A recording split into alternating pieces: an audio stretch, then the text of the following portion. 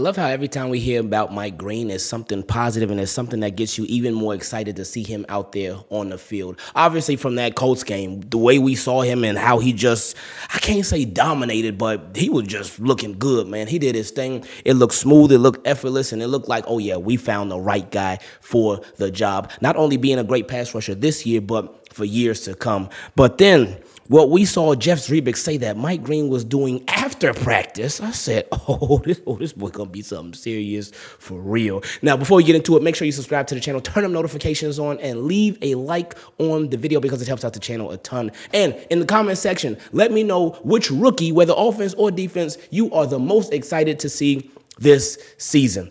Now, for me, I'll go ahead and answer. On defense, it's Mike Green. I know we got Malachi Starks, so I'm excited to see him too, but the one I'm excited to see the most is got to be Mike Green. And on offense, I probably got to go with LaJohntay West because it's more of an offense/special teams type of thing. But anyway, with Mike Green, Jeff Zrebiec said the following. He said that toward the end of practice, Mike Green was off the side of the field going through pass rush moves, but with who?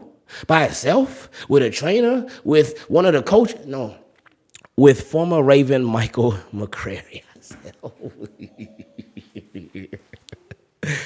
It's been so nice seeing so many Ravens legends. Like, and obviously Ray Lewis was there the other day. And, you know, if Ray Lewis in the building, oh, yeah, that's like real deal, real deal. And obviously Michael Phelps was in the building too. Baltimore legend Michael Phelps. But Mike McCrary, who was part of just one of the most special, obviously any Super Bowl team is special, but that Ravens Super Bowl team that Mike McCrary was on, it was just special. And for him to give knowledge, that knowledge to Mike Green to make him even better than he already is. And for him to give Mike Green that old school knowledge too, because Mike Green already got new school game, but now he can pair it with that old school knowledge. He's such a problem, man. He really is. Mike, I can't wait till he is all the way unleashed, nothing held back. It ain't preseason no more, and he's out there full go. I can't wait till it's an absolute passing down for quarterbacks, and we see number 45 on the field, whether it's with 99, whether it's with 98, 92, whoever it's with. I can't wait to see Mike Green out there because we know that he is going to be special, and it really looks like it's lining up. Really does, like he's going to be the next great Ravens pass rusher. I know it's early. I know he hasn't had a single sack yet, hasn't had a single tackle in regular season yet, but so far, so good. Are the Baltimore Ravens making a big mistake when it comes to Daniel Faalele? Now, he's been getting a lot of attention, especially after that first preseason game where he had that rep where he just got straight up dogged, man. And it was rough. It was tough to see. But did the Ravens make the right call with continuing to have him be their starter at right guard for them? Now, something that we said on here from jump before this offseason even started, we already knew, y'all already knew too, that Daniel Faalele was going to be the Baltimore Ravens starter at right guard this year.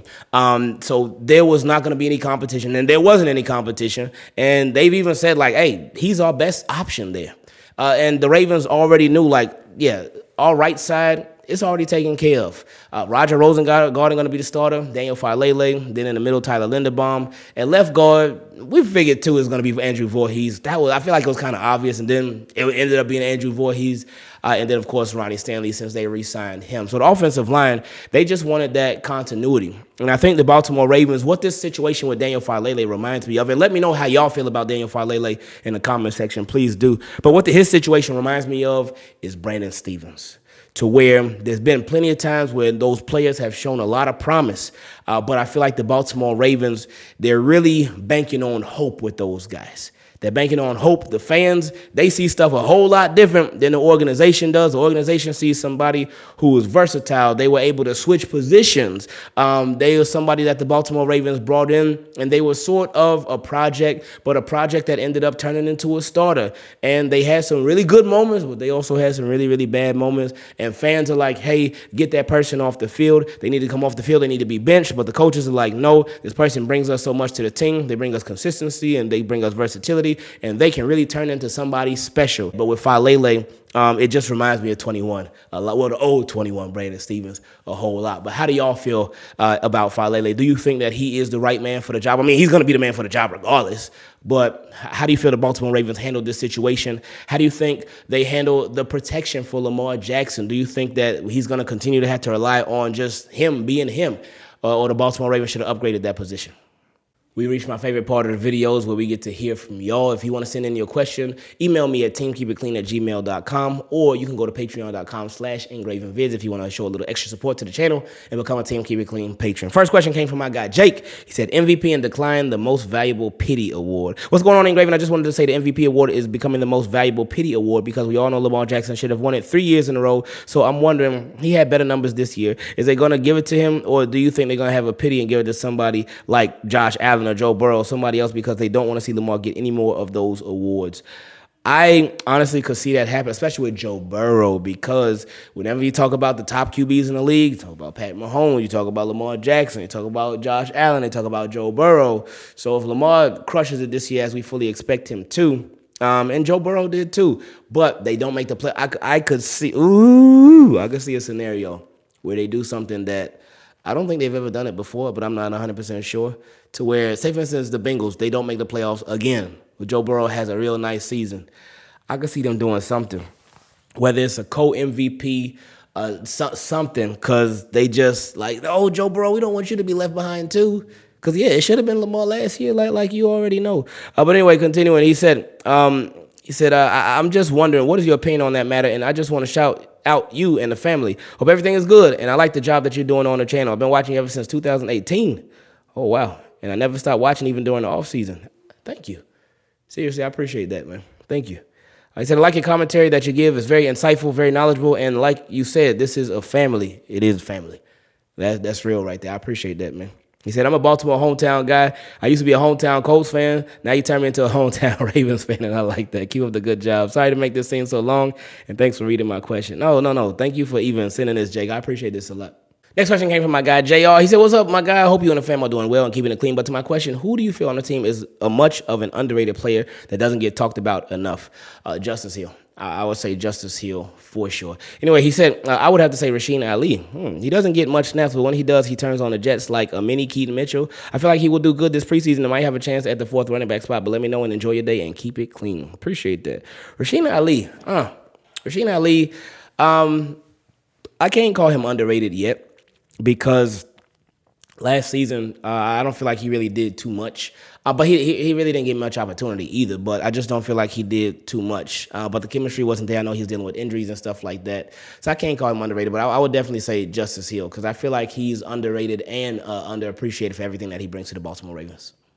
A dynamic offense. But next questions came from my guy, Real Raw Reckless. He said, what's up, Ingraven, the team? Keep it clean. I hope everyone is blessed. And this is my first question since the playoff loss. Ooh. Yeah, that was rough. He said, now that the first preseason game was here, I can really say I'm back, and so is football. We have one of the most dynamic offenses in the league, but last year's playoff loss showed that even great offenses can be stifled. With the return of key players and a couple of high-profile draft picks, what's the one strategic adjustment the Ravens must absolutely make on offense this season to ensure they don't get shut down when it matters most? Don't forget about Derrick Henry. Don't forget about Derrick Henry. And involve him in the passing game too early on in games, just to switch stuff up, just to not be as predictable when he's out there on the field, just to have him do a bit more in some different ways because that can throw defenses off guard. Because a lot of times you take Derrick Henry off the field, you bring in Justice Hill, teams will be like, oh, they passing now. But if Derrick Henry is out there, obviously you could run. But if you throw in a pass there too, they like, hold up, we got to defend him in a completely different way. So that's what I would do. He said, love the content and keep up the great work this season and stay blessed. Hey, appreciate you. And his other question, he said, after seeing the special teams unit come out strong in that first preseason game, it seems like we might have found a missing piece. Now that we have a good game to analyze, which wide receiver has stood out to you as a candidate for the 4th spot on the depth chart and why? I don't think the preseason game will let us know that at all. That first preseason game didn't let us know anything about our backup wide receivers because the quarterback play, it was rough in that game, and that didn't allow the wide receivers to really get their shine on. But based off of everything we've been hearing in camp, that 4th wide receiver spot, I would probably say Tez Walker. Tylan Wallace is still in the building too, so can't forget about Tylan Wallace. But I would probably have to go with one of those two: Tez Walker, Tylan Wallace. Tylan Wallace on a 1-year deal. Tez Walker is in the second year of his 4-year rookie deal. So he would be expected to be with the team for a bit longer than Tylan Wallace is. We'll see how things go. But I think the Ravens have more of a future in a Tez Walker. So they may want to bank on that a bit more than Tylan Wallace. We'll see how things go with that. And he said, and why? Okay, well, we answered the why part. He said, thanks for taking the time out to read and answer all of our questions. And as always, stay blessed. No, I appreciate that. Next question came from my guy, Jalen. He said, what's up, Ing? I'm so excited Ravens football is back. There was a lot of good things to see and some bad, cough, cough, quarterbacks. But the worst was what happened to Bilal Kone. Prayers up to him in his recovery. As a former athlete who has had 3 ACL tears, man, you done been through it then, for real. You could definitely relate when you see them players when they go through stuff like that. I appreciate you sharing that. He said, that is one of the worst sports-related feelings out there. Yeah, it physically hurts, but it doesn't hold a candle to how bad it hurts emotionally and mentally. I appreciate this. Thank you for sharing that insight, because something that gets talked about a lot, but in my opinion, not enough. Obviously, the physical toll that it has on players' body, but the mental part too, because mentally it changes everything in a negative way. Because you're out there, especially these players in the NFL, you done made it. And whether you're in the NFL or not, wherever you are, whatever level you playing football at, you doing your thing, whatever position you playing, you out there going hard, putting in the work, you grinding, you doing all that, then boom, everything just stops.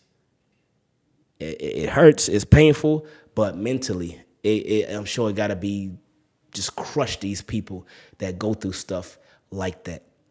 But you think about a Bilal Kone, a rookie. It was a long shot to make the roster, but he got drafted by the Baltimore Ravens. At worst case scenario, he would have been a stash, but he made it. He got to the level that he'd been working at his whole life. Then in a preseason game, good coverage, and then all of a sudden just his leg it went the other way. So that's got to be tough. But the mental part, like you mentioned, that's even tougher than the physical part. Because even when they do come back, like you got to get through the mental hurdles of, okay, I'm making my way back in the game. I'm returning back in the game. How will I be? Oh, man, can I trust my leg? And you got to build up that confidence in yourself and in your body to even bounce back. So I'm sure that's a lot. So I appreciate you for that. He said the feeling that your dream I should have just kept reading. He said the feeling that your dream or your opportunity to capture is just being ripped away is gutting, and I feel for Kone and all the other athletes that have to deal with it, no matter the sport or severity. When I see people mocking players for getting hurt and giving them nicknames like JADIR, which I've seen from Ravens content creators, it upsets me that they think of it as a joke. And I don't like the duality of how people treat injuries. I know for a fact no Ravens fans were giving Lamar nicknames when he got hurt. But for someone of lesser value to the team, and he put lesser value in quotation because everybody's valuable, to the team is susceptible to that type of treatment. I appreciate that. Now, I hadn't seen anybody call Jalen Armour Davis that. But, man, can you write in more often? Can you send in more questions? I love this, man. I love this. I feel like we could do a whole video just based off of this alone. This is such a great, thank you, man. I love this. I appreciate your insight from somebody who's experienced this stuff. I appreciate your insight from speaking about having respect for these players that out, because nobody wants to get hurt. Nobody goes, oh, you know what? I'm going to try to make it to the NFL. You know what? I'm going to try to be hurt a lot in the NFL. No, don't nobody do that. So I appreciate this a lot, man. Thank you. Anyway, he said, it's one thing to be disappointed that your team didn't do well, but to actually be mad or mock someone for injury is insensitive and selfish. I don't care how much money these guys make or how much someone loves a team or sport. Everyone should be treated with respect. I ain't got no follow-up for that. That you said it perfectly. He said, sorry if this message comes off as a negative rain on the back of a pretty good game. I just had to get this off my chest. Oh, no. This doesn't come across as negative at all. Not one bit. Not one bit. But he said, moral of the story, watch what you say about these professional athletes once they get injured because they hear it. And when you ask a lot of them, the time when they are away from the sport and trying to get back can be a dark time for them. Keith Mitchell, for example, said on the Lounge podcast, let's try to be a positive voice for them instead and let them know that they have a fan base in their corner. God bless you, your fam, Team Keep It Clean, and all those injured athletes out there trying to shake back. That was real. That was that was probably one of my favorite, not even necessarily a question, but he just had his comments to say. But that's one of my the favorite emails that I've ever received, ever. because he covered it all. He covered it all. The treatment of the players, how people talk about these players, how people just, it's important to remember that these are people too. They're people too. And they deal with a lot. They go through a lot. And it's taxing. It's mentally taxing. It's physically taxing. It's a lot. So yeah, as whether content creators, whether fans, whether articles, beat writers, or whatever you are doing, as a fan of the game, wherever you're commenting on the game, just do it with respect. Somebody who was the subject of a lot of that criticism when it came to injury and just really some quite disrespectful talk throughout his career was Rashad Bateman, but he certainly bounced back in a big way. And he's gone over that. He heard it all, but he certainly dealt with it, and now he's Baltimore Ravens sort of 1A, 1B wide receiver. But him and Lamar Jackson, they have a great, excellent connection that has continued throughout training camp. But watch this video here to see how their connection that they have is going to just really take this season over the top.